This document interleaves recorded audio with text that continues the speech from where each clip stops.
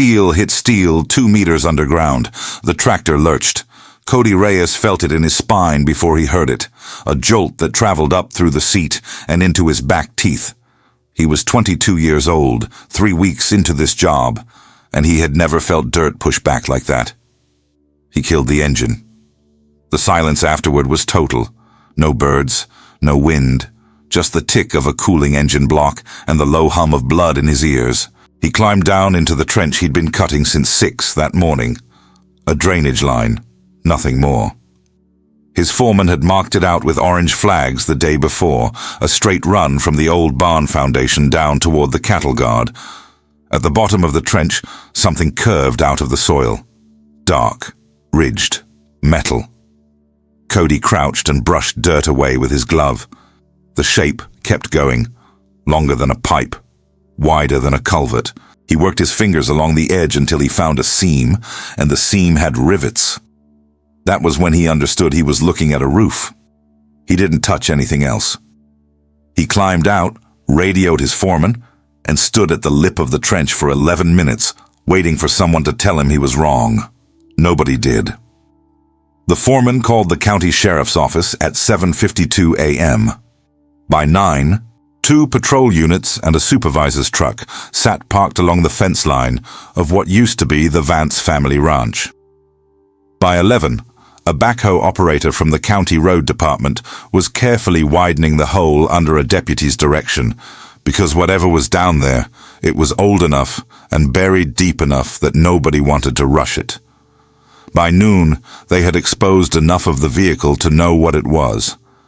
A pickup truck, buried upside down, roof first, wheels to the sky, 2 meters under a patch of ground that hadn't been disturbed, as far as anyone in the county could remember, since before most of the deputies standing there had been born.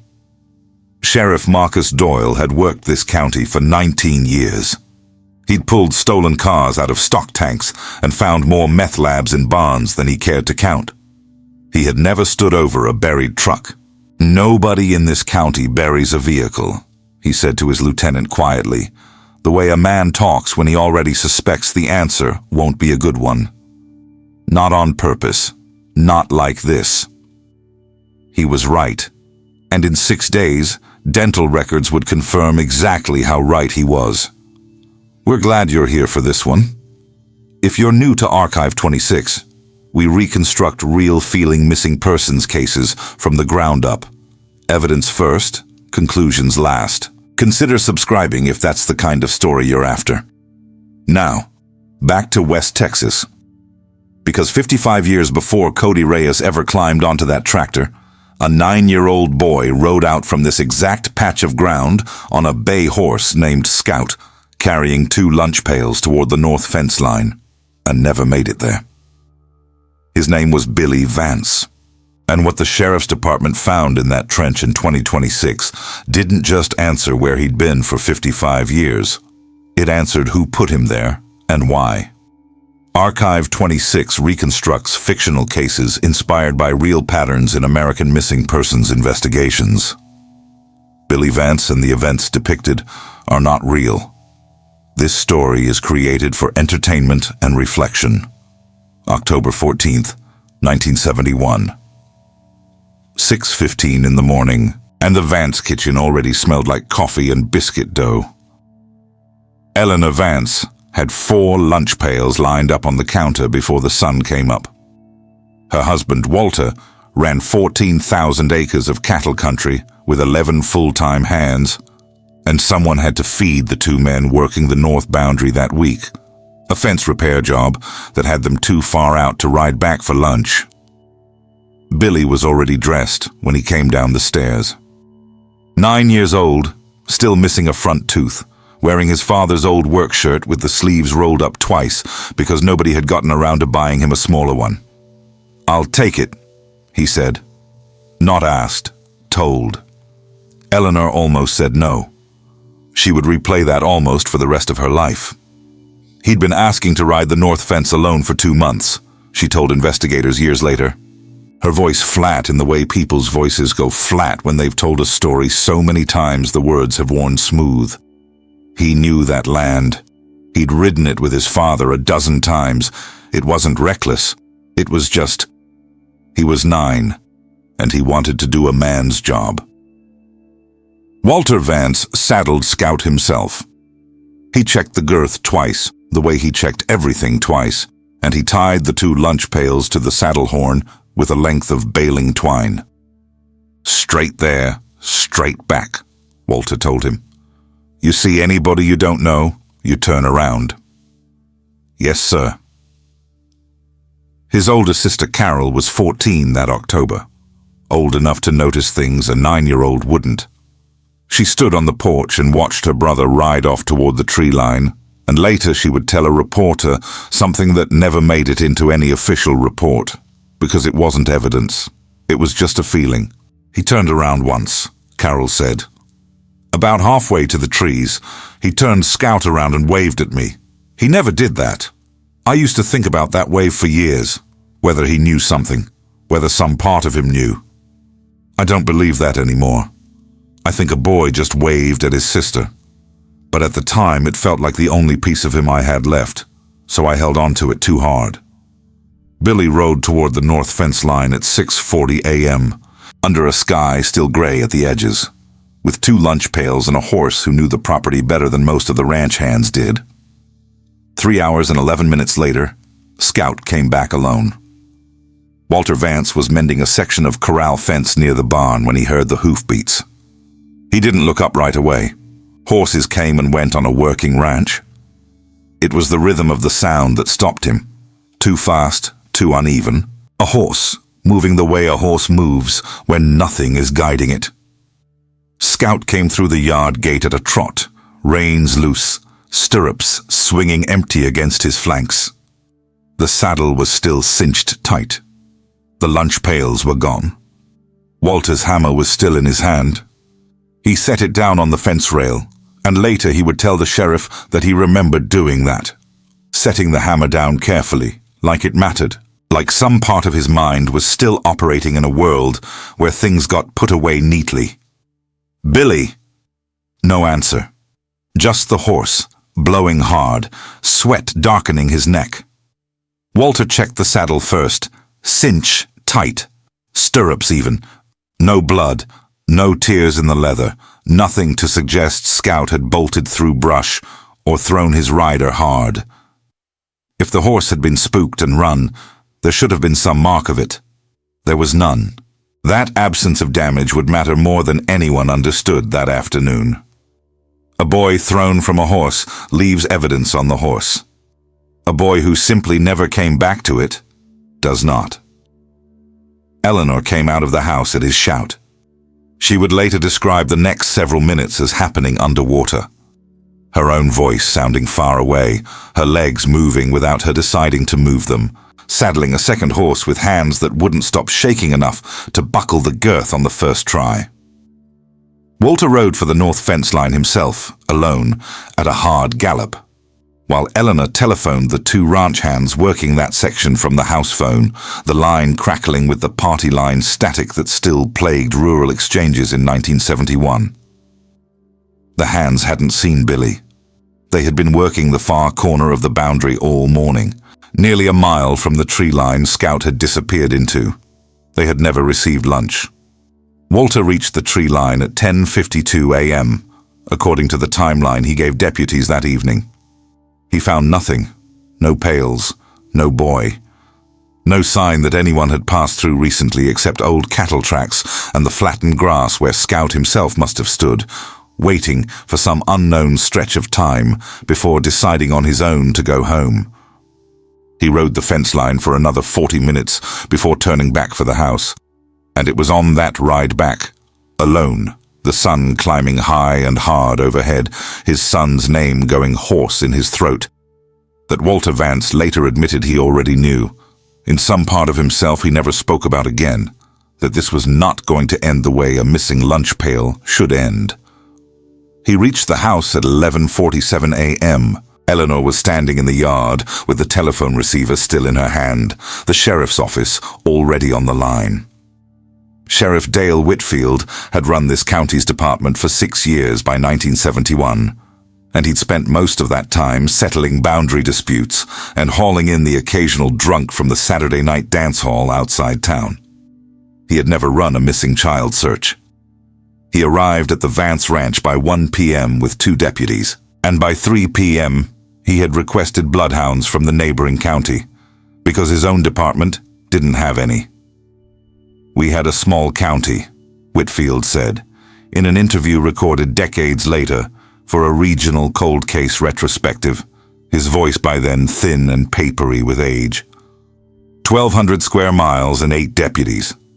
When something like this happens, you find out real fast what you don't have. What they didn't have that first afternoon was daylight.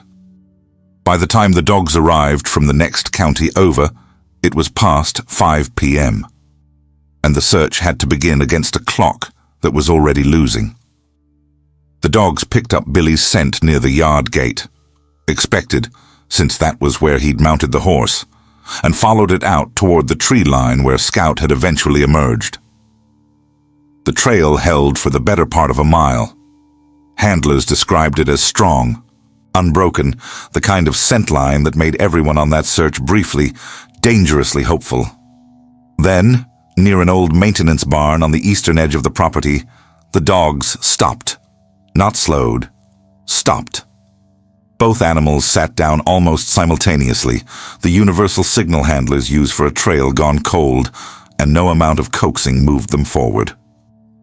"I remember the handler getting down on his knees next to that dog," said Earl Hutchins, a neighboring rancher who joined the search that first night and would spend the next 3 weeks doing the same, every day, before and after his own chores. Earl was 31 that October, a father himself, and he never forgot what it felt like to watch a search dog give up.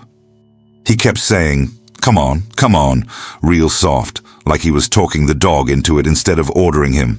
And that dog just sat there and looked at him like there wasn't anything left to find. The handlers tried circling the barn. They tried casting the dogs out in wider loops, hoping to pick the scent back up on the far side. Nothing worked. Whatever trail had existed simply ended at that barn, as cleanly as if it had been cut with a knife. Nobody thought to ask, that first night, why a scent trail would end at a working barn rather than continue past it. The barn was searched. Deputies walked through the tack room, the equipment bay, the old hayloft, and it came back clean. No sign of the boy. No sign of anything unusual. It would be 55 years before anyone understood that the search had been standing on top of the answer the entire time. Among the deputies working flashlight grids along that tree line that first night was a 24-year-old rookie named Ray Coker, 6 months into the job, who had been handed a clipboard and told to log every search team's return time. He would spend the next 55 years on and off, still keeping track of that case in one form or another, long after the clipboard was replaced with a records box in his garage. I remember the cold that night more than almost anything else from those first 6 months on the job, Coker said, decades later. Not because it was unusual cold for October, because I kept thinking about a 9-year-old boy somewhere out in it, without a jacket. You don't forget a thought like that. It sits in you. By midnight, temperatures had dropped into the 40s. Eleanor Vance sat on her front porch, wrapped in a wool blanket, refusing to go inside, watching flashlight beams cut across the dark tree line like something search parties do purely to give themselves something to hold on to.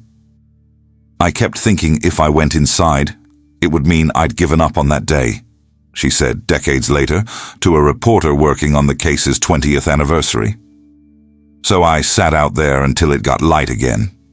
I told myself I was keeping watch. I don't know what I thought I'd see. The search stretched into its 3rd week before Sheriff Whitfield allowed himself to say the word unlikely out loud, and even then, only to his lieutenant, and only once. 200 volunteers rotated through grid searches across 14,000 acres of mesquite brush, limestone outcrop, and dry creek bed. Bloodhounds from 3 counties worked the property in shifts. A National Guard helicopter, requisitioned through the governor's office after Walter Vance made 3 phone calls to men who owed his family favors, flew low passes over the ranch for 4 consecutive days before being reassigned elsewhere. They found nothing, not a shoe, not a pail, not a single fiber that could be tied to the boy. Linda Ferris covered the search for the county's twice-weekly newspaper, and she was, by her own later admission, 26 years old and entirely unprepared for what covering a missing child would do to her.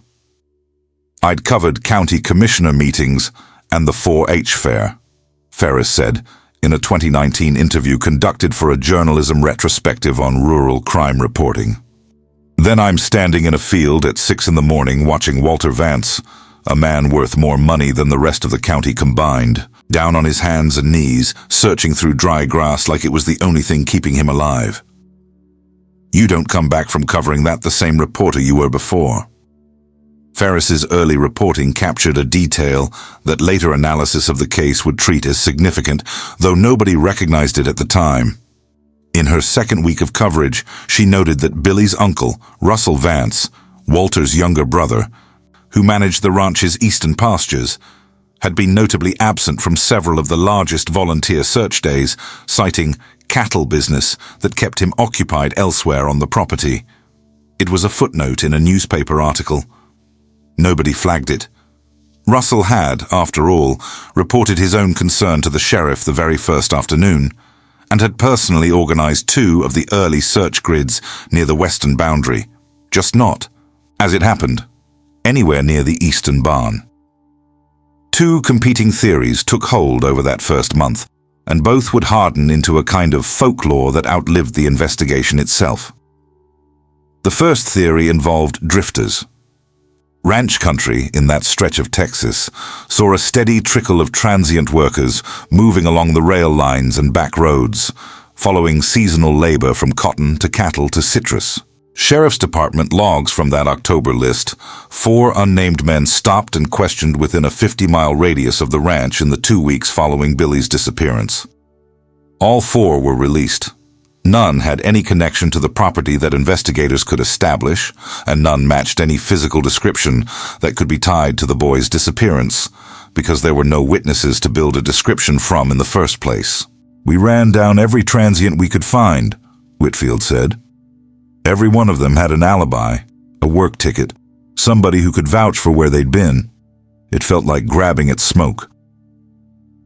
The second theory involved geology.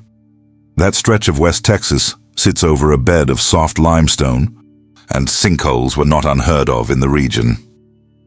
A fact that gained enough traction that a state geologist was brought out to survey the eastern boundary of the property in late October, walking the ground near the same barn where the dogs had lost the trail, tapping the earth with a steel probe, looking for the telltale hollow sound of a void beneath the surface. He found nothing. The ground near the barn tested solid, consistently, across every point he probed. His report, filed with the Sheriff's Department and later buried in county archive boxes for 50 years, stated plainly that there was no geological evidence of a sinkhole or collapse anywhere on the eastern half of the property. That report should have ended the sinkhole theory. Instead, it was misfiled, and the theory persisted in local memory anyway, because a mystery without an explanation tends to collect one on its own, whether or not the evidence supports it. By the 4th week, the search had scaled down to a skeleton effort. 2 deputies checking known transient camps, occasional tips called in and quietly ruled out. By December, the file was, in Whitfield's own later words, open but not moving. Carol Vance turned 15 that December without a birthday party. Her mother had stopped decorating the house for any occasion at all. "There's a specific kind of quiet that happens in a house after something like that," Carol said decades later. "It's not silence. There's still noise, a radio playing, dishes in the sink. But it's a quiet where nobody says his name anymore, because saying it means acknowledging he isn't answering. We just started living around the hole where he used to be." Walter Vance kept a printed flyer with Billy's school photograph taped inside his truck's glove compartment for the rest of his life. He never spoke about it. Eleanor found it there after he died, 31 years later, still folded to the same creases. In February 1972, 4 months after Billy vanished, a 38-year-old drifter named Harlan Speck walked into a sheriff's station 2 counties over and told the desk deputy he wanted to confess to killing a boy in West Texas. The call reached Sheriff Whitfield within the hour. He drove out that same night, Deputy Coker riding beside him, neither man speaking much on the 2-hour drive, both of them holding on to a version of hope that felt almost unbearable. The specific, terrible hope of wanting an answer so badly that even a confession to murder can feel, for a moment, like relief. Speck told a version of events that lined up loosely with what had been printed in newspapers across the region. A boy, a horse, a ranch. He couldn't, however, name the horse. He couldn't describe the color of the lunch pails, a detail that had never been published. He couldn't say which direction Billy had ridden from the house. He wanted to be somebody, Whitfield said years later. Some men do. They've lived their whole life not mattering to anybody, and a confession like that, even a false one, makes people look at them for a few days. It made me sick, honestly. Here's a family already living through the worst thing that can happen to them, and this fool decides to hand them something even crueler. False hope, and then the exact same emptiness once we prove him a liar. It took 3 days to fully rule Speck out. He had no vehicle registered in his name, and no witness placing him within 100 miles of the ranch that October. A pawn shop receipt eventually confirmed he'd been in Oklahoma City the week Billy disappeared, 300 miles away, pawning a guitar for gas money. Walter Vance had been told briefly that a man had confessed. He was not told to hope, exactly. Whitfield was careful about that, he said later. He never wanted to promise a family anything he couldn't back up. But hope arrives on its own, uninvited.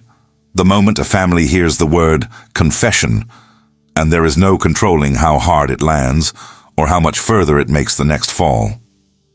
When Whitfield drove out personally to tell Walter that Speck's story hadn't held up, Walter didn't ask a single question. He nodded once, thanked the sheriff for coming himself instead of calling, and walked back inside the house without another word.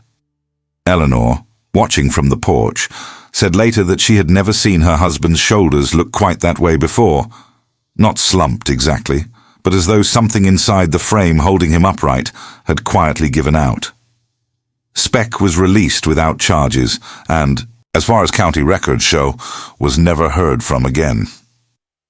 In the spring of 1973, 18 months after Billy's disappearance, Walter Vance authorized the demolition of the old maintenance barn on the eastern boundary of the property. The official reason, recorded in a permit application filed with the county in April of that year, cited structural deterioration. Termite damage to the load-bearing beams, a roofline that had begun to sag dangerously the previous winter. Russell Vance, who by then had taken over most of the day-to-day management of that section of the ranch, submitted the paperwork himself and oversaw the demolition crew personally. The barn came down over the course of 2 days. The ground beneath it was leveled with a bulldozer and left to grass over. Nobody connected the demolition to the search that had ended there 18 months earlier, because on paper there was nothing to connect. The barn had been searched during the original investigation and cleared. Its removal looked to anyone glancing at the county record like ordinary ranch maintenance. An old structure past its useful life, torn down the way old structures on working ranches always eventually are. Earl Hutchins, the neighbor who'd spent 3 weeks searching alongside the family, remembered the demolition only vaguely when investigators asked him about it 55 years later. "I remember thinking it was strange timing," Hutchins said. "Not suspicious, just strange. That family had barely started functioning again, and here's Russell tearing down a building. But grief does funny things to people. Some folks want to keep everything exactly the way it was. Others can't stand looking at anything that reminds them. I figured Russell just couldn't stand the barn anymore. Turns out I had the reason backwards. He couldn't stand anyone looking at it either, but not for the reason I thought.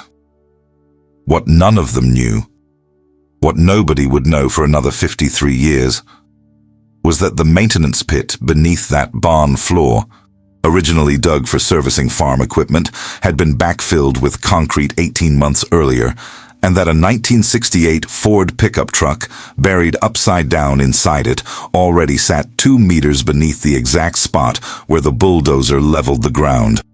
The barn's removal didn't destroy evidence, it buried the evidence twice. Retired Detective Ray Coker had worked this county's cold case files for the last 11 years of his career before retiring in 2019, and the Vance file had sat in a records box in his garage, an unofficial copy he'd kept, the kind most retired investigators quietly hold on to, for 7 years after that. He got the call from Sheriff Doyle's office on a Tuesday afternoon in March 2026, while he was refinishing a porch railing at his home 2 counties over. He called me himself, Coker said. Told me they'd found a buried truck on the old Vance property and remains inside it. And did I remember the file? I told him I never stopped remembering the file. I just stopped being paid to work it. Coker drove out to the site the following morning. He stood at the edge of the excavation, now fully opened by county forensic teams, and looked down at the 1968 Ford pickup, its frame rust-eaten but recognizable, buried nose down with the cab facing skyward, and felt something he later described only as the particular kind of cold that isn't about temperature. The excavation had taken careful, methodical days. Forensic examiners cleared soil from around the truck's frame in controlled layers, photographing and logging each stage before disturbing the next. Concrete had been poured deliberately around sections of the undercarriage, a detail that told the forensic team immediately this was not an accidental burial, a flood deposit, or a collapse. Someone had engineered this.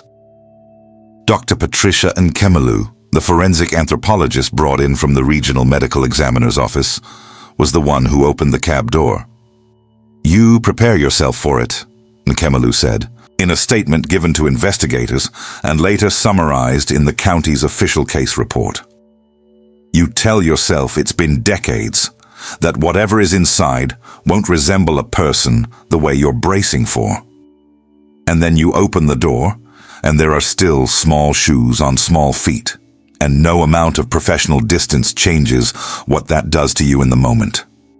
The remains were skeletal, consistent with a child of approximately 9 years of age. Alongside them, wedged behind the bench seat, sat an iron strongbox that had partially rusted shut. It took a locksmith brought out from town 2 hours to open it without damaging the contents. Inside, bundled cash, entirely bills dated 1970 or earlier, totaling just over $200,000. The paper bands that had once held the bundles together had long since disintegrated into a fine dust that clung to the bills like ash. Dental records, pulled from an old family dentist's archived files that had somehow survived 2 changes of ownership and 1 office fire, confirmed the identification within 4 days. Billy Vance, missing since October 14th, 1971. Found. Sheriff Doyle made the phone call to Carol Vance himself. She was 69 years old, living in Amarillo, and she later said she knew what the call was about before he said a single word. Because in 55 years, nobody from that sheriff's office had ever called her for any other reason. "I sat down on my kitchen floor," Carol said. "Not the chair, the floor. My husband found me there 20 minutes later and I hadn't moved. I'd spent 55 years telling myself I'd made peace with never knowing. I found out that afternoon I hadn't made peace with anything. I'd just gotten quiet about it." Old currency doesn't decompose the way paper usually does when it's sealed inside a rusted but largely airtight iron box. Forensic accountants working with the county were able to read partial serial numbers off dozens of the recovered bills. They ran the numbers through federal financial crime databases as a matter of routine procedure, a step that, in most cold cases, produces nothing but a closed inquiry and a filed report. This time, it produced a match. The FBI's cold case division held a file on an unsolved 1970 bank robbery in a town 40 miles from the Vance Ranch. A First National branch robbed of just over $200,000 by a lone, unidentified man in October of that year, almost exactly 1 year before Billy's disappearance. The case had never been closed. It had simply gone dormant, the way most unsolved robberies eventually do, filed away in a records room and revisited only when something new surfaced. Special Agent Priya Chandrasekaran, assigned to the reopened file in 2026, was the one who connected the serial numbers. When you get a serial number match across a 55-year gap, you don't get excited right away, Chandrasekaran said. You get careful. You verify it 3 times before you let yourself believe it. Because a mistake at that stage doesn't just waste time. It can point an entire investigation in the wrong direction. The numbers held on verification. The cash found inside the truck was, beyond reasonable doubt, the money stolen from the First National robbery 13 months before Billy vanished. That single fact changed the entire shape of the case. The truck wasn't simply a grave. It was a hiding place for stolen money, for a getaway vehicle, and, investigators now believed, for a witness who had to be silenced.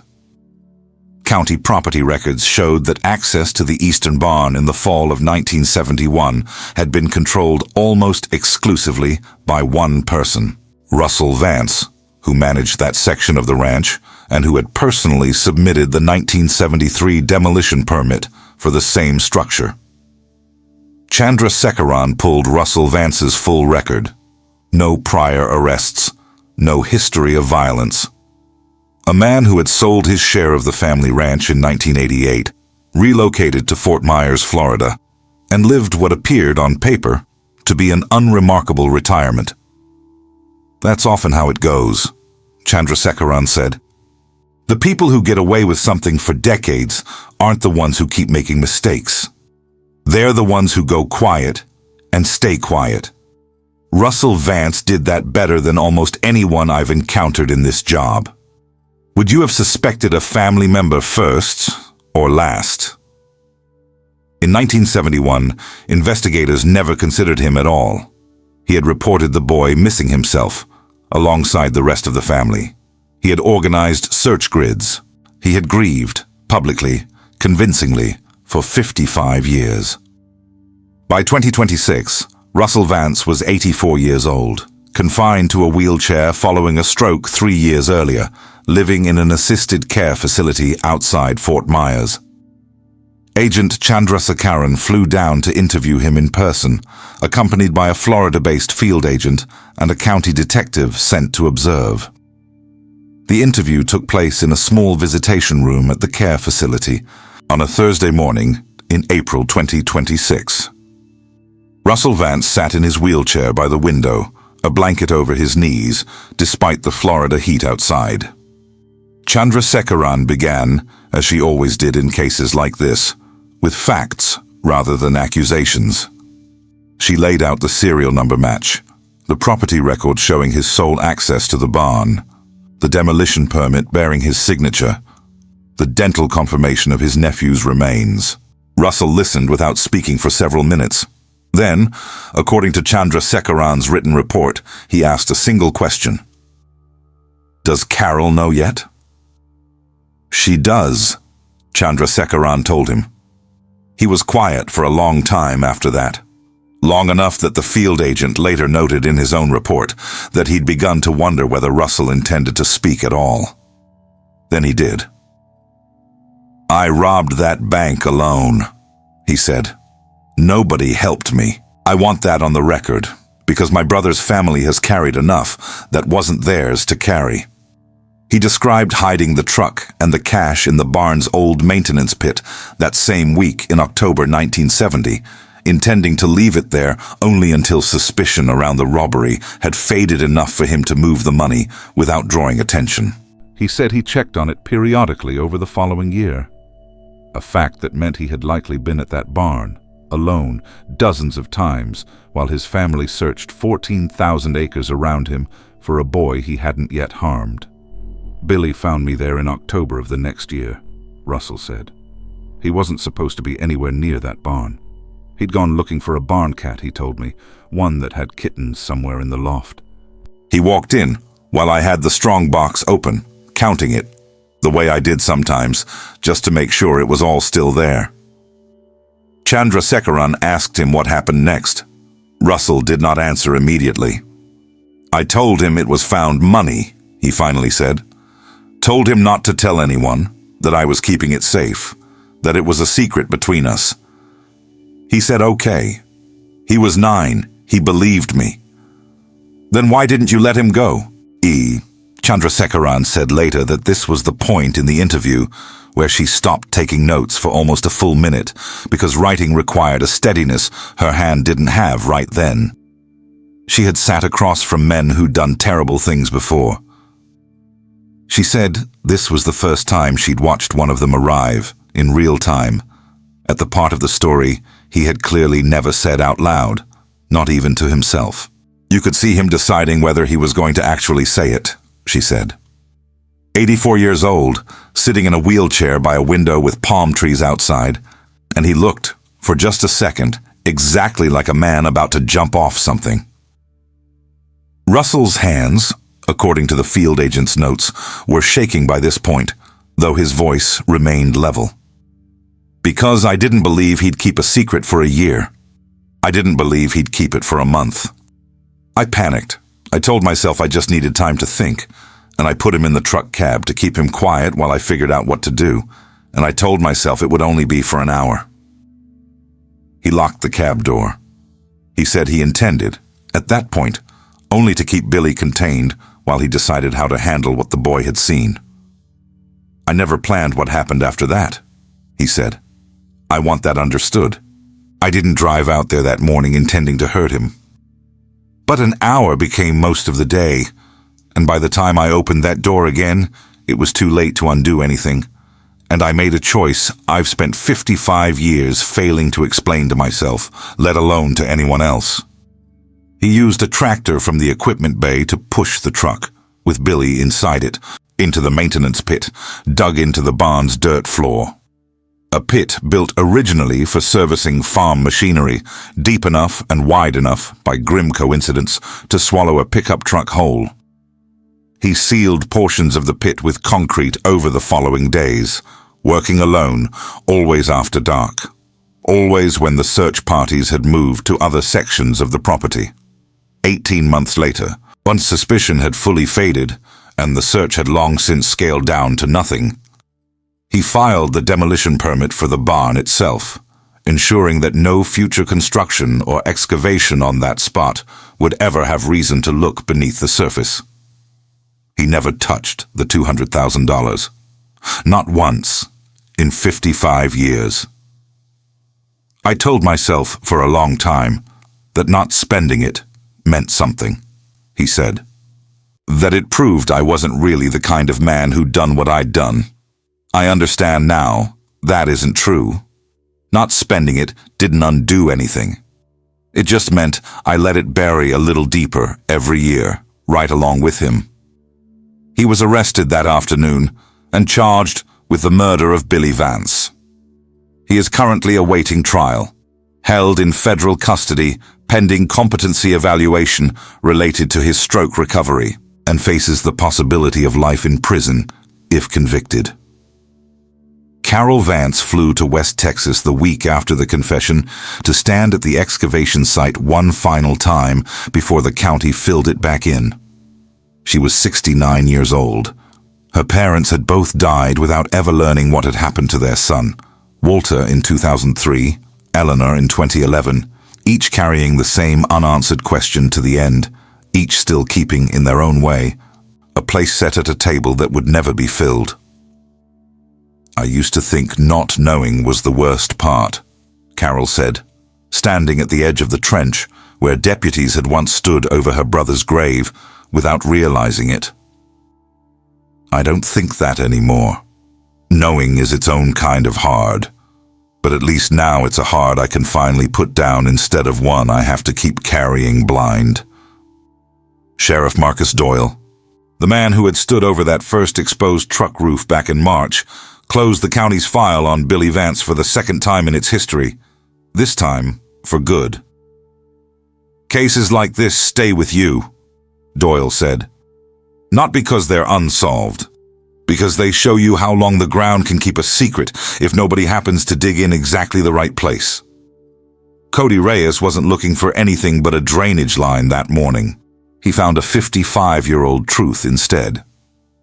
Earl Hutchins, now 86, still lives on the ranch neighboring the old Vance property. He drove over the day the excavation crew filled the trench back in and stood at the fence line for a while watching.